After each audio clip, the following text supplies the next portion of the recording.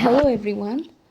In this video, we will discuss about the topic heredity and environment, which is the very first topic of CDP, that is Child Development and Pedagogy. So let me write heredity and environment.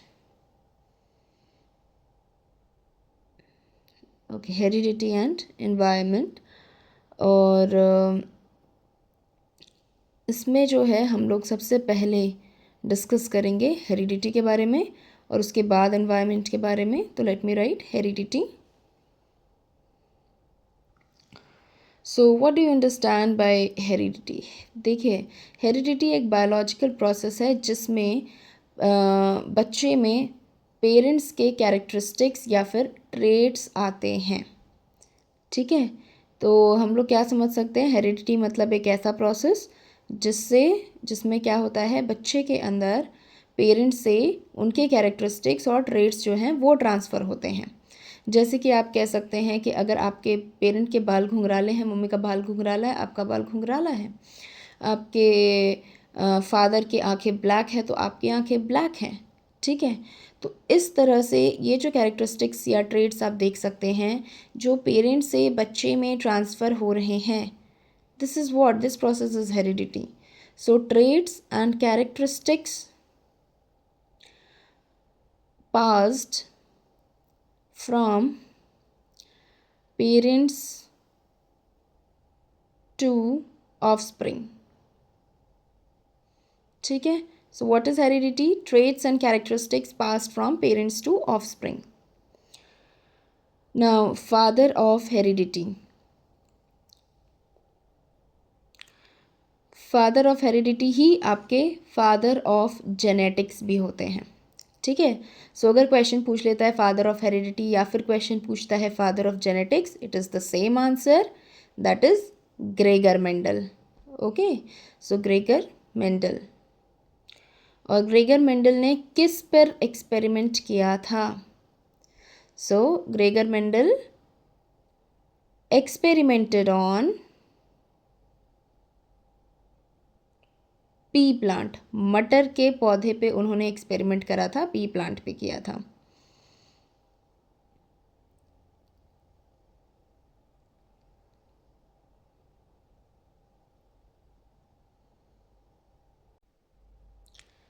Now let's move on to the next topic, that is laws of heredity.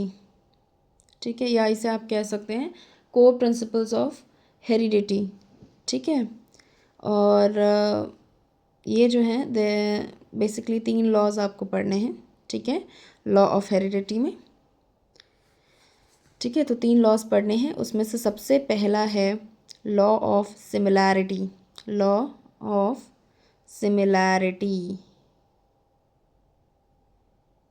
Second law कौन सा है आपका? तो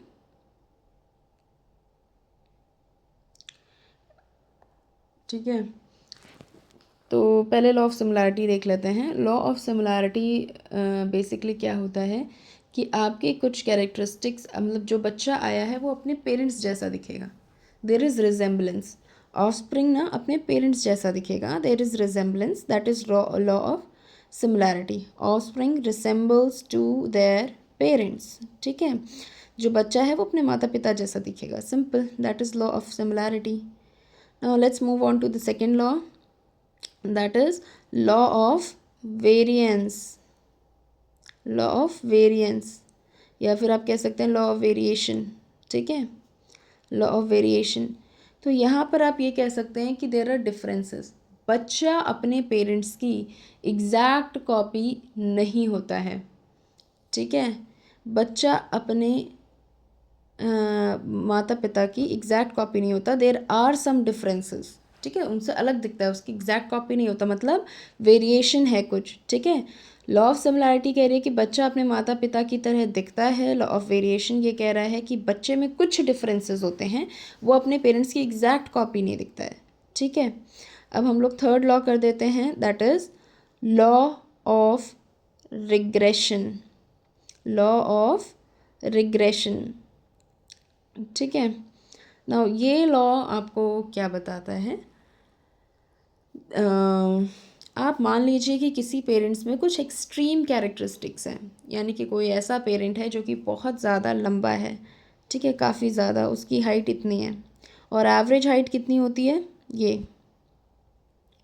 तो अगर कोई ऐसा parent है जो बहुत ज़्यादा लंबा है तो हम देखेंगे कि जो नेक्स्ट जनरेशन तो वो इतना लंबा नहीं होगा, वो छोटा होगा और comparatively that is moving towards the average.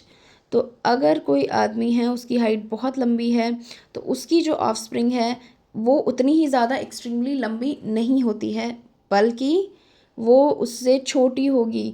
मतलब हम ये कह सकते हैं जो कैरेक्टरिस्टिक है, अगर कोई एक्सट्रीम कैरेक्टरिस्टिक है तो वो आगे चल के ऑफस्प्रिंग में एवरेज की तरफ मूव करने लगेगी।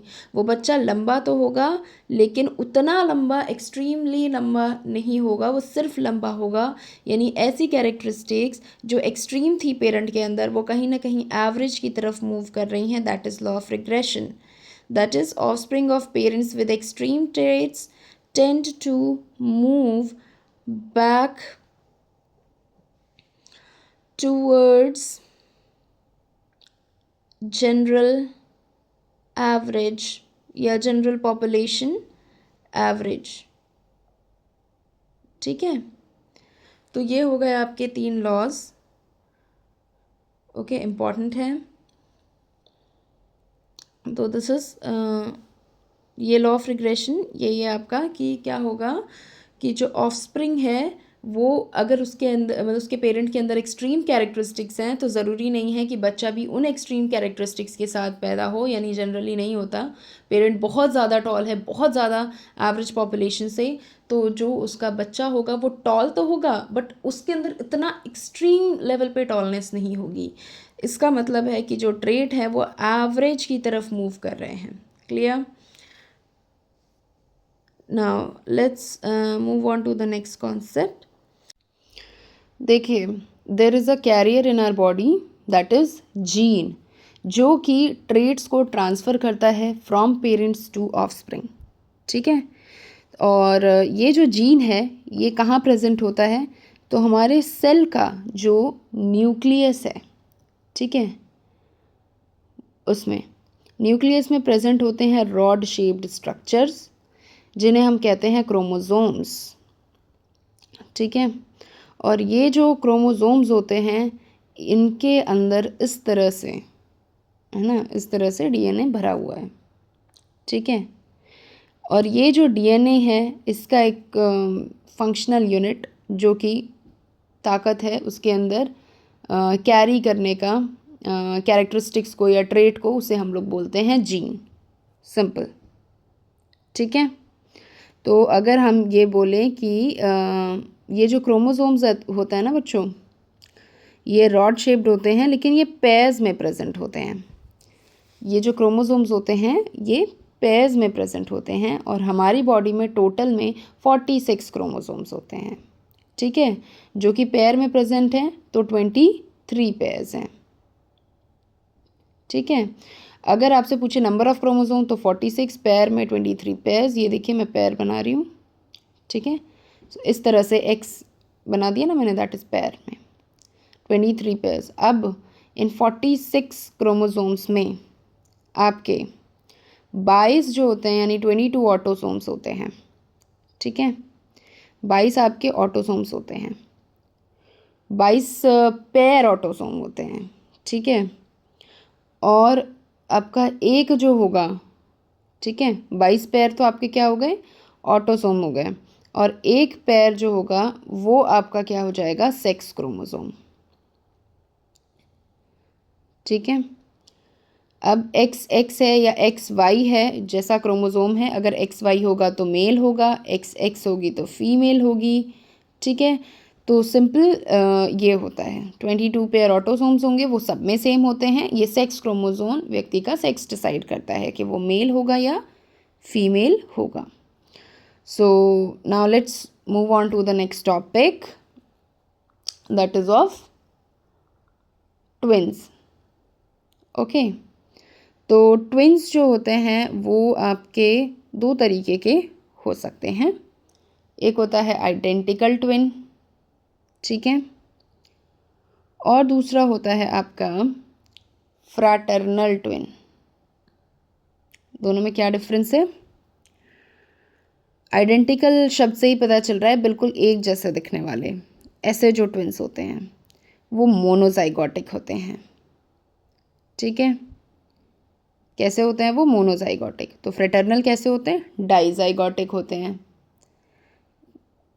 ठीक है ना। ये मोनोजाइगोटिक डाइजाइगोटिक क्या है? मोनोजाइगोटिक का मतलब है एक ही जाइगोट से आपका ओवम था, उसको स्पर्म ने क्या करा? फर्टिलाइज करा, और जो पहला सेल बना बच्चे का दैट इज जाइगोट। ठीक है, दैट इज जाइगोट। अब ये जो जाइगोट है ये डेवलप करते वक्त मान लीजिए 2-4 सेल और बन गया, एम्ब्रियो बन गया, वो स्प्लिट कर गया, तो वो 2 जाइगोट्स में टूट गया और फर्दर डेवलपमेंट हो रही है। यानी यहाँ पर एक ही स्पर्म और एक ही ओवम था। ठीक है, इससे आपका जाइगोट बना और जाइगोट स्प्लिट हो गया, तो ये होता है आपका मोनोजाइगोट या फिर आइडेंटिकल ट्विंस, ये उनमें होता है।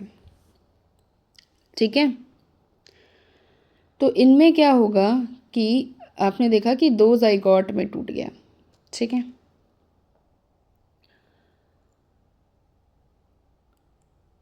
अब ये जो जाइगोट है ये क्या करते हैं? ये ग्रो करेंगे आराम से, मतलब ये जो जाइगोट है these will grow and they are always of the same sex. ठीक है, always of the same sex मतलब एक लड़का होगा तो दूसरा भी लड़का होगा, एक लड़की होगी तो दूसरी भी लड़की होगी। क्यों? क्योंकि एक जाइगोट से बना है, एक ही जाइगोट से पहले जाइगोट बन गया है, मतलब क्रोमोसोम सेम होगा, वो स्प्लिट हुआ है। अब डाइजाइगोटिक में क्या होता है? डाइजाइगोटिक में क्या होता है कि डिफरेंट स्पर्म यानी कि 2 स्पर्म जो हैं उन्होंने फर्टिलाइज कर दिया ओवम को, तो अब क्या हुआ कि बने भी कितने? 2 जाइगोट बन गए। अब ये जो 2 जाइगोट हैं they will grow into the individuals. ठीक है, यानी कि सेपरेट स्पर्म और ओवम हो गया। ठीक है, मतलब ओवम को 2 स्पर्म ने एक तरीके से फर्टिलाइज कर दिया। ठीक है, इसलिए 2 जाइगोट बने ना, ये 2 जाइगोट मतलब जो है वो ग्रो करेंगे इनटू द इंडिविजुअल। तो यहाँ पर आप ये डिटरमाइन नहीं कर सकते हैं कि इनका सेक्स सेम होगा या डिफरेंट होगा। सेम भी हो सकता है, ऐसी बात नहीं कि सेम नहीं हो सकता। Sex could be same of the children और इट कुड बी डिफरेंट। ठीक है, मतलब आप ये नहीं कह सकते कि नहीं it would be the same sex, ये आप नहीं कह सकते। लेकिन जो आपका मोनोजाइगोटिक ट्विन होते हैं वो सेम सेक्स होते हैं, बिल्कुल एक जैसे दिखते हैं, जबकि फ्रेटर्नल ट्विन में ऐसा नहीं होता है। ठीक है,